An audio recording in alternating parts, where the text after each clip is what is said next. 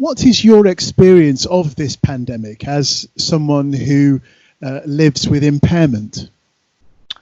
Well, it's been a very difficult and I would go as far to say is distressing time, and that's caused by a number of issues. First and foremost, my health is affected by this virus.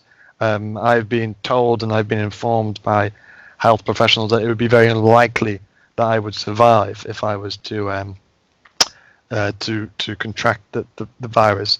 But I should put that in the context, because when you have underlying health conditions, again, depending on the severity of your condition and the effect that it has, I am always conscious of my mortality, because I have a condition which affects respiratory, which I'm not unfamiliar. I am familiar with chest infections and pneumonia. I used to get them repeatedly when I was a child, 2 or 3 times a year. So the concern around mortality is obviously something that I am consciously aware of, but it's something that I've had to face pretty much every day of my life, because if I don't get the right level of support or the right treatment, then things can go detrimentally wrong.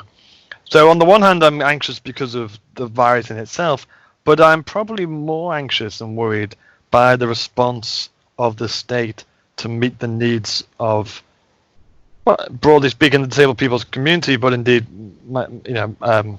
if I look at it on an individual, in an individual sense, then certainly the guidance and support for me personally has been not short of woeful.